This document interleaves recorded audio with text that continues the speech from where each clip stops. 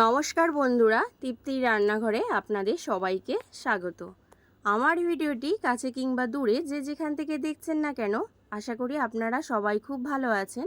আমি আজকে আরও একটি রেসিপি নিয়ে হাজির হয়ে গেছি, শ্যামার চালের পায়েসের রেসিপি। এই রেসিপিটা যারা একাদশীর উপোস করেন তারা কিন্তু সেই দিনে এটা তৈরি করে খেতে পারবেন। শুধু একাদশী নয়, অনেকেই আছে যে পুজোর উপোস করে, তারাও কিন্তু সেই উপোসের দিনে এই রেসিপিটা তৈরি করে খেতে পারবেন। আর এখন তো শ্রাবণ মাস চলছে, অনেকেই কিন্তু সোমবারের উপোস থাকে, তারা কিন্তু অবশ্যই রেসিপিটা একবার ট্রাই করে দেখবেন। আশা করি আপনাদের সবার কিন্তু খুব ভালো লাগবে। ভিডিওটি স্কিপ না করে পুরো ভিডিওটি কিন্তু দেখার অনুরোধ রইল। গ্যাস অন করে কড়াই বসিয়ে দিয়েছি। দিয়ে দেব আমি এখানে 50 গ্রাম শ্যামার চাল। আমি এখানে যে গণেশের শ্যামার চালটা কিন্তু ব্যবহার করলাম। এবার চালটাকে হাই ফ্লেমে 2 মিনিটের মতন কিন্তু নাড়াচাড়া করে ভেজে নেব। খুব কিন্তু এখানে বেশি ভাজার প্রয়োজন নেই, 2 মিনিট ভেজে নিলেই কিন্তু হবে।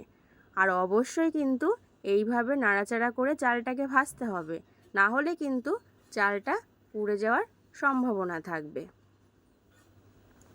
চালটা আমার ভাজা হয়ে গেছে, 2 মিনিট হয়ে গেছে। এবার আমি কিন্তু গ্যাসের ফ্লেমটাকে লো ফ্লেমে করে দেবো।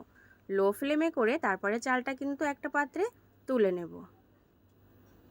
চালটা আমার তোলা হয়ে গেছে। ওই কড়াইয়ের ভিতরে দিয়ে দিলাম ঘি। গ্যাসের ফ্লেমটাকে বাড়িয়ে ঘিটাকে ভালো করে যখন গলে যাবে তখন দিয়ে দেবো 2টো এলাচ। এলাচটা থেকে যখন একটা সুন্দর গন্ধ বেরোবে তখন আমি এর ভেতরে দিয়ে দেবো দুধ। দুধটাকে কিন্তু আমি প্রথমে ভালো করে কিন্তু জাল করে নিয়েছি। আর আমি এখানে 500 গ্রাম ফুল ক্রিম যুক্ত দুধ ব্যবহার করলাম। এবার দুধটাকে হাই ফ্লেমে কিন্তু ভালো করে জাল করে নিতে হবে। প্রথমেই কিন্তু চালটা দেওয়া যাবে না, যখন এটা ফুটে উঠবে তারপরে কিন্তু চালটা দিতে হবে। দেখুন দুধটা আমার ফুটে উঠেছে। এবার আমি দিয়ে দেব সেই 50 গ্রাম শ্যামার চাল। চালটাকে দিয়ে ভালো করে কিন্তু মিশিয়ে নেব। মেশানো হয়ে গেলে মাঝারি ফ্লেমে করে চালটাকে আমি ভালো করে সিদ্ধ করে নেব। আর অবশ্যই কিন্তু মাঝে মাঝে একটু এইভাবে মিশিয়ে দিতে হবে। যদি মাঝে মাঝে এটা না মেশানো হয় তাহলে কিন্তু এটা পাত্রের নিচে লেগে যেতে পারে, তখন কিন্তু এটা খেতে একদমই ভালো লাগবে না। আর এই চালে কিন্তু একটু বেশি পরিমাণে জল লাগে, ঠিক চালের পরিমাপটা বুঝেই কিন্তু দুধটা ব্যবহার করতে হবে।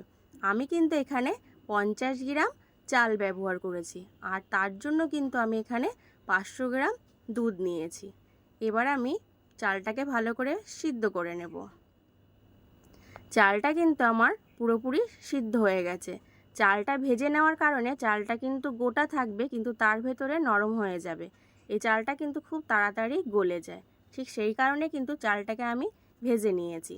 আর দিয়ে দিলাম এখানে চিনি আর কিছু গুড়ের বাতাসা।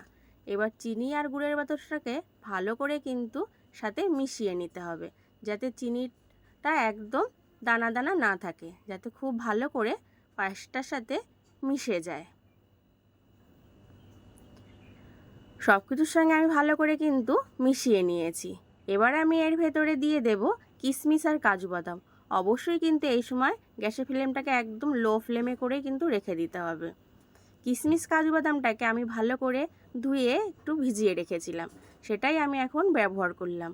এবার কিশমিশ কাজু বাদাম দিয়ে আবারও কিন্তু ভালো করে মিশিয়ে নিতে হবে 1 মিনিটের মতন। মেশানো হয়ে গেলে তারপরে কিন্তু গ্যাসের ফ্লেমটাকে বন্ধ করে দিতে হবে, কারণ এখানে আর জাল করার প্রয়োজন নেই। এটা ঠান্ডা হলে কিন্তু আরও অনেকটাই কিন্তু গাঢ় হয়ে যাবে। আমার চ্যানেলটি যারা এখনও সাবস্ক্রাইব করেননি তাদের কাছে অনুরোধ রইল চ্যানেলটি সাবস্ক্রাইব করার জন্য। ভিডিওটি যদি ভালো লেগে থাকে অবশ্যই কিন্তু একটি লাইক করবেন। আমার রেসিপিটা কিন্তু পুরোপুরি তৈরি হয়ে গেছে। আজকের রেসিপি তাহলে এই পর্যন্তই। ভালো থাকবেন, সুস্থ থাকবেন, ধন্যবাদ।